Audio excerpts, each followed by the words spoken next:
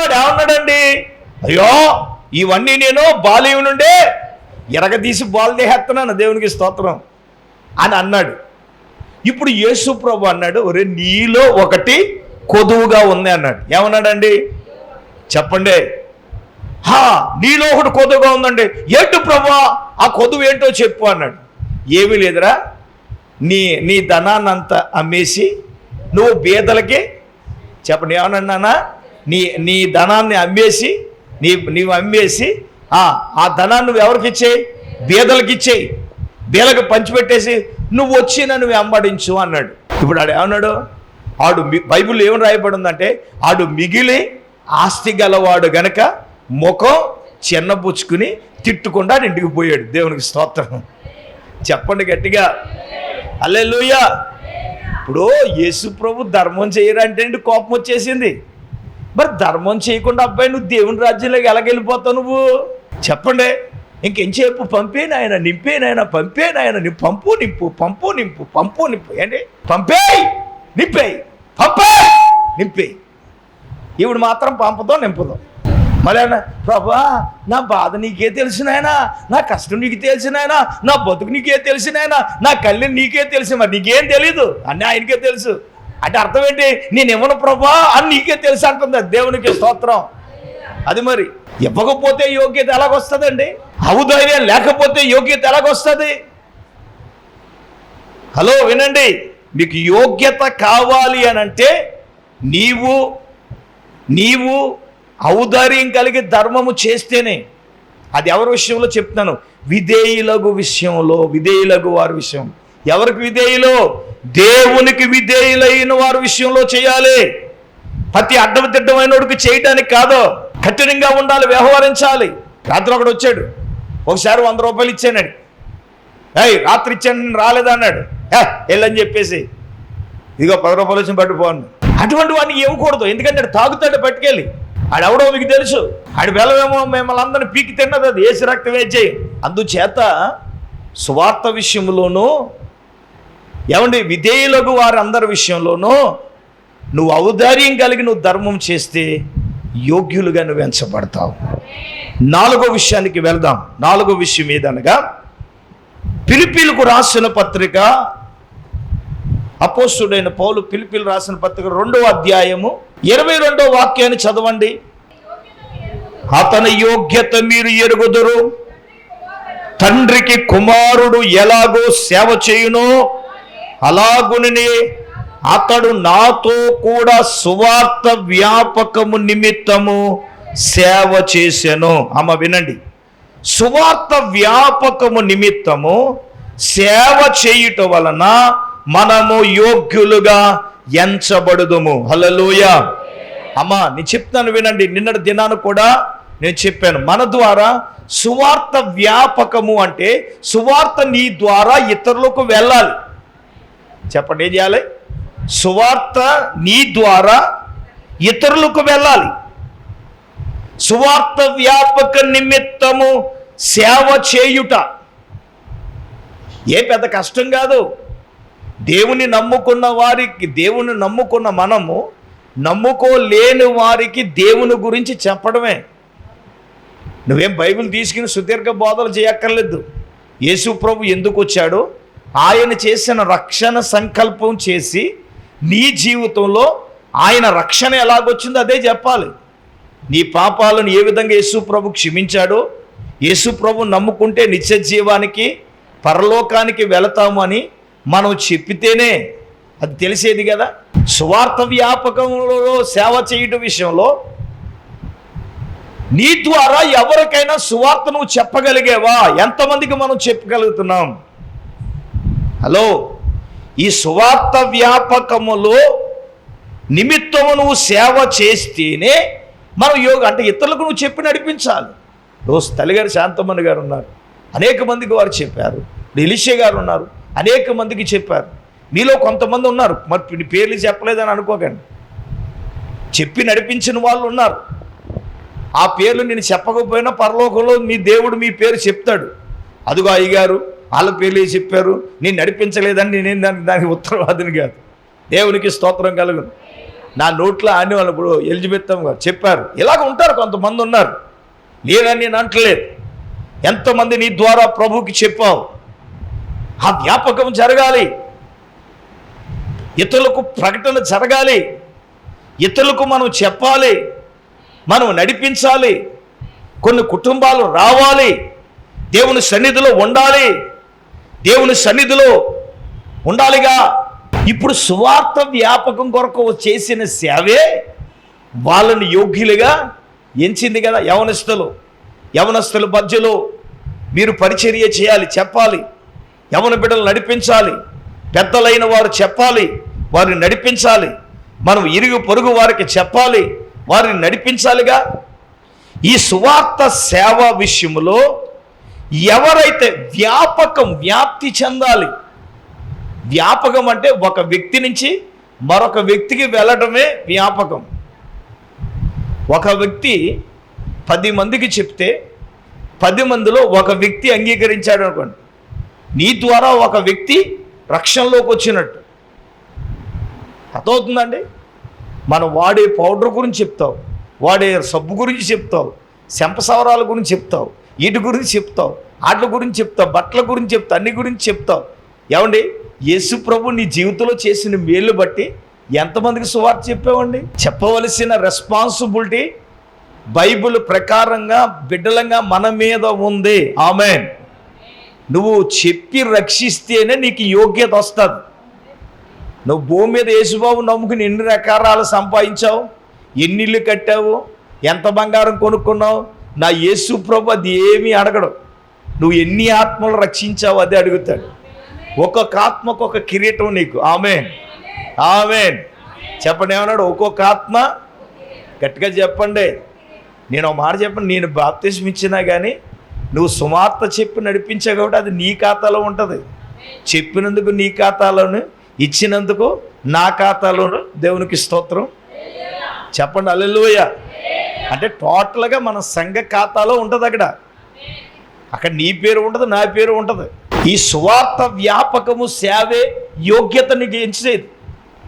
నువ్వు దేవుణ్ణి నమ్ముకున్న తర్వాత ఎంతమందిని చెప్పి నడిపించి, ఎంతమంది నువ్వు దేవుళ్ళు నడిపించావు, ఎంతమంది నీ ద్వారా దేవుణ్ణి తెలుసుకున్నారు, నువ్వు ఎంతమందికి చెప్తున్నావు. ఇప్పుడు చిన్నది వెళ్ళింది, బానిసగానే వెళ్ళింది సిరియా దేశానికి.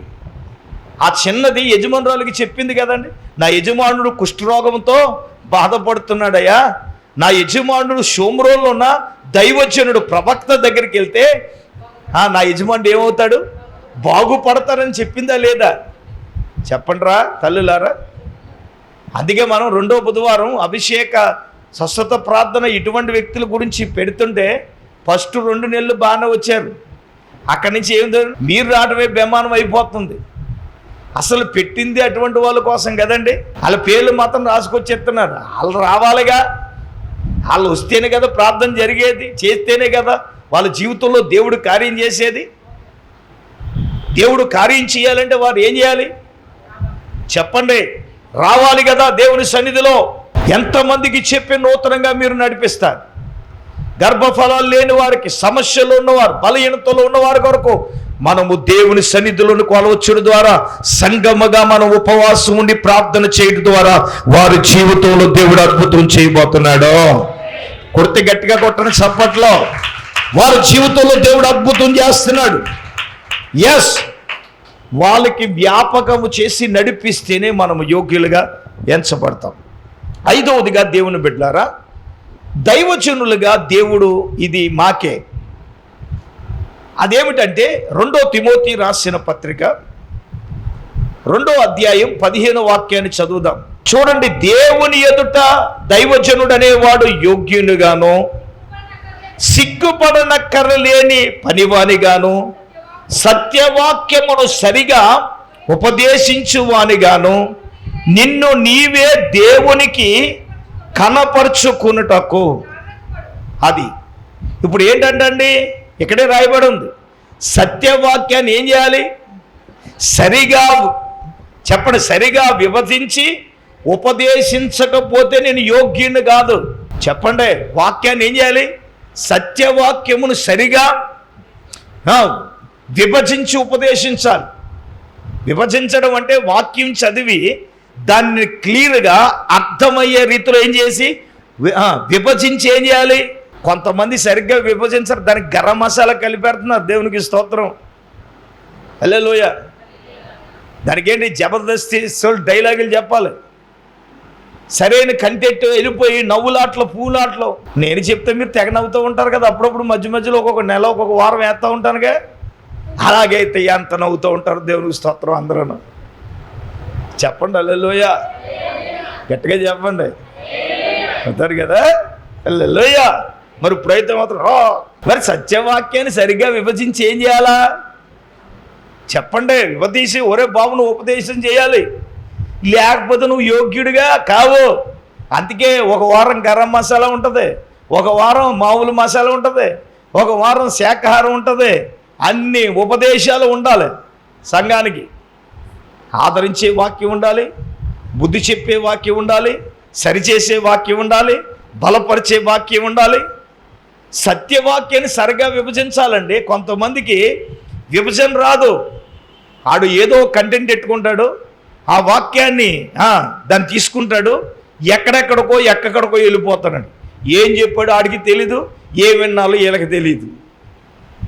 హలో, దైవజనులు కూడా దేవుడు చెప్పారు, రే బాబు సత్యవాక్యమును నువ్వు సరిగా విభజించి ఉపదేశిస్తేనే నువ్వు యోగ్యుడిగా ఎంచబడతావు. హల్లెలూయ. సేవకుడు అనేది వాక్యం ఉన్నట్లుగా బోధించాలండి. ప్రజలను మెప్పించే విధంగా సేవకుడు వాక్యాన్ని బోధించకూడదు. వాక్యాన్ని ఉన్నట్టుగా చెప్పాలి. అది ఏదైనా కూడా, నువ్వు పరిశుద్ధత గురించి మాట్లాడినా, నీతిని గురించి మాట్లాడినా, యథార్థత గురించి మాట్లాడినా, దేని గురించి నువ్వు మాట్లాడినా ఉన్నది ఉన్నట్లుగా సరిగా దేవుని వాక్యాన్ని ఉపదేశించాలి. ఆమేన్. అది సేవకుని బాధ్యత. పాపాన్ని ఖండించడంలో ఖండించేయాలి. ఉపదేశం సరిగ్గా చెప్పాలి. సరిగ్గా చెప్పకుండా మేము ఆధ్యాత్మికం ఇప్పుడు సరిగ్గా చేస్తున్నాం కాబట్టి ఇలా ఉన్నారు గట్టి గింజలు మీరు. లేకపోతే ఆశీర్వాద జల్లులు, కృపావరాలు, ఈయనైతే రక్తమే జయం, రెండు వైపులు బ్యాకప్ అయిపోనుగా. ఉపదేశం వల్లే కదా ఉన్నారు మీరు. దేవునికి స్తోత్రం. హై బాబయ్య అయ్యారు ఇలా చెప్పేస్తున్నారు, ఇలా చెప్తే అలాగా అప్పుడు ఒకరొకరు మొదలైంది. దేవునికి స్తోత్రం. ఉపదేశం ఇలాగే ఉంటుంది. చెప్పడం నా వంతు, చెప్పిన తర్వాత విని చెయ్యాలా చెయ్యక్కర్లేదా అనేది నీ డిసిషన్. లేకపోతే ప్రభు దగ్గర నిలబడినప్పుడు మా అయ్యగారు అలాగే చెప్పలేదు కానండి, పెసద అయ్యగారు వచ్చారండి ఏం చెప్పలేదని నింద నా మీద వేస్తావు. నా మీద నేను వేసుకోను. ఇదిగో నువ్వు ఇలా చేయాలి అలా చేయాలని చెప్పడం నా వంతు, ఉపదేశం నా వంతు. ఉపదేశం చేసిన తర్వాత చెయ్యాలో చెప్పండి, చెయ్యాలో చెయ్యక్కర్లేదో అది నిర్ణయించుకోవలసింది నీవు. దైవ జనాంగమా, దైవ సేవకుడు అనేవాడు సత్యవాక్యాన్ని ఏం చేయాలన్నా సరిగా విభజించి ఏం చేయాలి, ఉపదేశిస్తేనే దేవుని ఎదుట యోగ్యుడిగా, సిగ్గుపడక్కరలేని పనివాడిగా. సరిగా బోధించకపోతే సేవకులారా, దైవ జనాంగమా, దైవజనులారా, పరిశుద్ధాత్మ దేవుడు మాట్లాడుతూ ఉన్నాడు. నీ స్వలాభముల కోసం సత్యవాక్యమును సరిగా విభజింపగా విశ్వాసులను మెప్పించే బోధ నువ్వు చేస్తే దేవుని ఎదుట సిగ్గుపడాలి. నువ్వు దేవుని ఎదుట సిగ్గుపడాలి.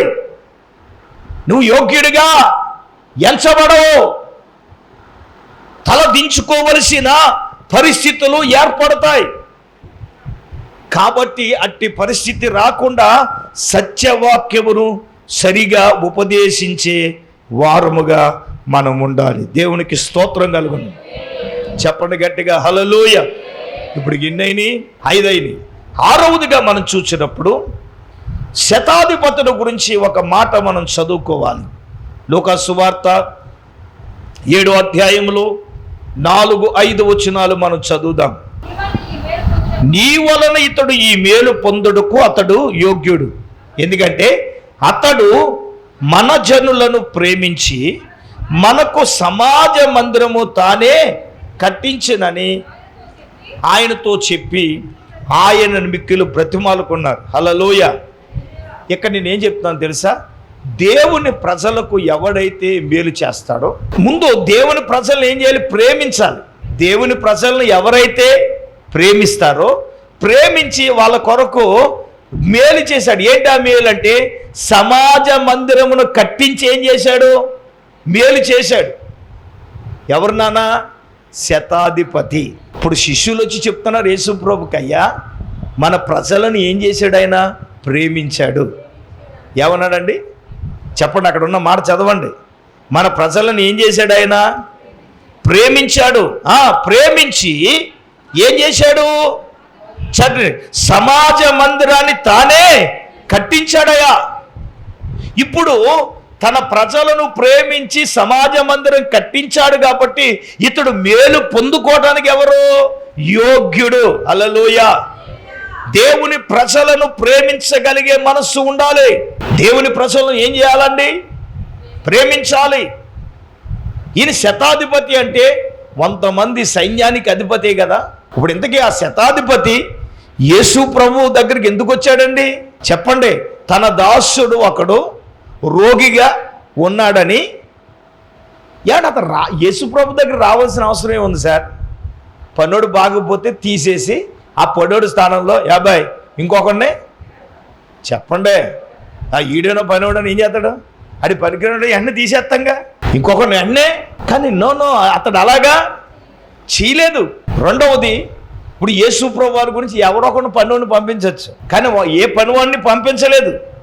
ఆ శతాధిపతి డైరెక్ట్గా యేసు ప్రభు దగ్గరకు వచ్చాడు. అయితే నేనేమంటున్నా, అంతకు ముందే యేసు ప్రభు వారి దగ్గరకు రాకముందే ఈ శతాధిపతి ఆయన నమ్మిన యూదులను, ఆయన ప్రజలను ఏం చేశాడు? ప్రేమించాడు. చెప్పండి, ఏం చేశాడు? జనులను ప్రేమించాడు. ప్రేమించి ఏం చేశాడు అంటే, వాళ్ళ కోసం ఆ సమాజ మందిరం అంటే మందిరాన్నే కట్టించాడు. మనం కట్టాలి.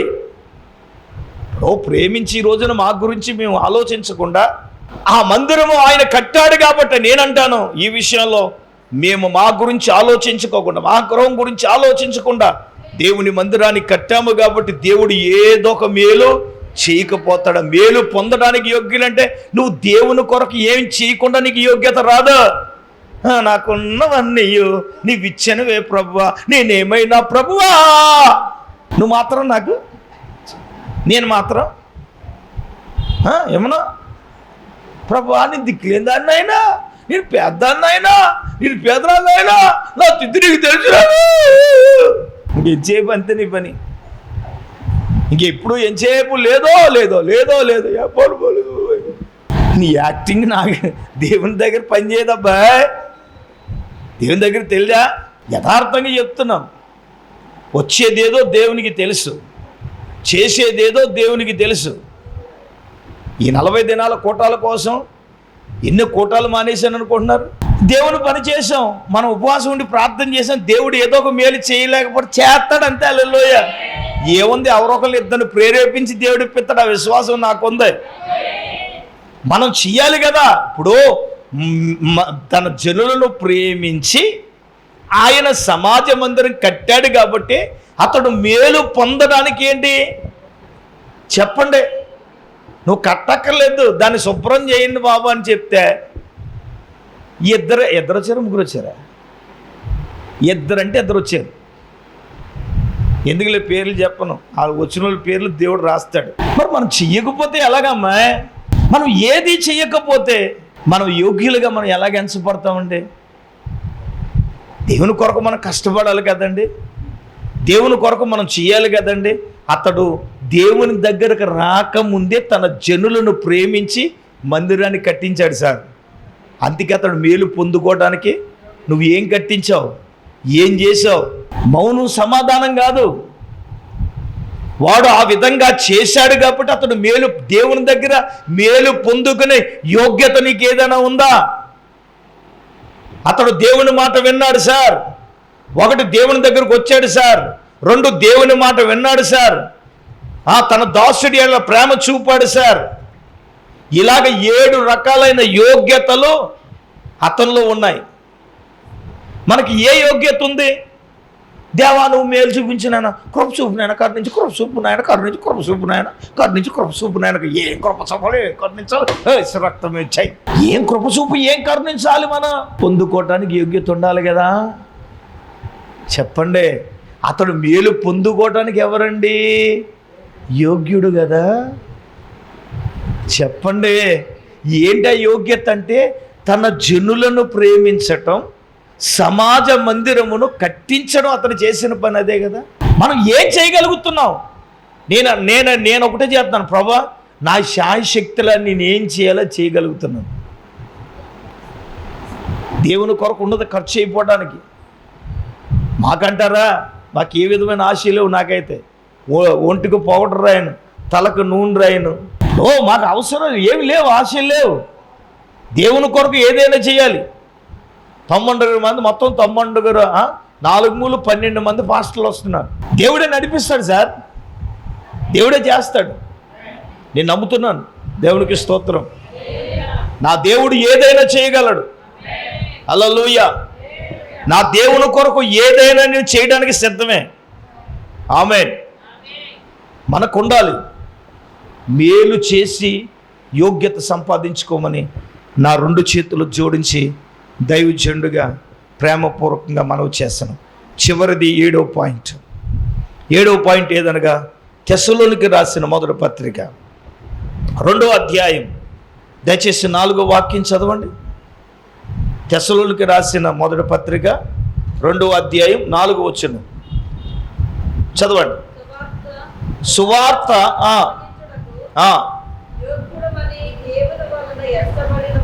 దేవుని వలన ఎంచబడిన వారమై మనుష్యులను సంతోషపెట్టు వారం కాక మన హృదయాలను పరీక్షించే దేవుణ్ణే మనము సంతోష పెట్టవలసిన. అమ్మా వినండి, మనము మనుష్యులను కాదు సంతోష పెట్టేది, హృదయాలను పరీక్షించే దేవుణ్ణి మనం ఏం చేయాలి? సంతోష పెట్టాలి. అమ్మ సూటిగా చెప్పేస్తాను, మనం మనుషులు సంతోష పెట్టడం కాదు, మన హృదయాలను పరీక్షించే దేవుని మనం ఏం చేయాలి?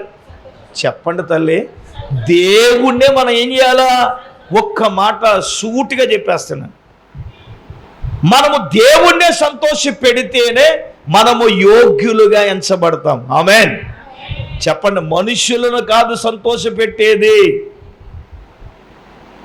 ఎవరిని సంతోష పెట్టాలి? చెప్పండి రా. దేవుడు నిన్ను బట్టి సంతోషిస్తున్నాడా? సురేంద్ర, నా కుమారుడా, ప్రియమైన కుమారుడా, దేవుడు నిన్ను బట్టి సంతోషిస్తున్నాడా? నా ప్రియమైన కుమార్తె, దేవుడు నీ యందు సంతోషిస్తున్నాడా? సహోదరా, సహోదరి, నువ్వు మనుషులను సంతోష పెట్టేటట్టుగా ఉన్నావేమో, కాదు, నీ హృదయాలను పరీక్షించే దేవుణ్ణి నువ్వు సంతోష పెడితేనే నువ్వు యోగ్యుడిగా ఎంచబడగలవు. నీవు చేసే పని ద్వారా నా దేవునికి సంతోషం రావాలి. నీవు చేసే భక్తి ద్వారా నా దేవుడు సంతోషించాలి. నీవు చేసే పని ద్వారా నా దేవుడు సంతోషించాలి. సంఘములో నీవు చేసే కార్యాల ద్వారా మనుష్యులను సంతోష పెట్టాలని కాదు, మనుష్యులను మెప్పించాలని కాదు, హృదయాలను పరీక్షించే దేవుడే నిన్ను బట్టి సంతోషించాలి.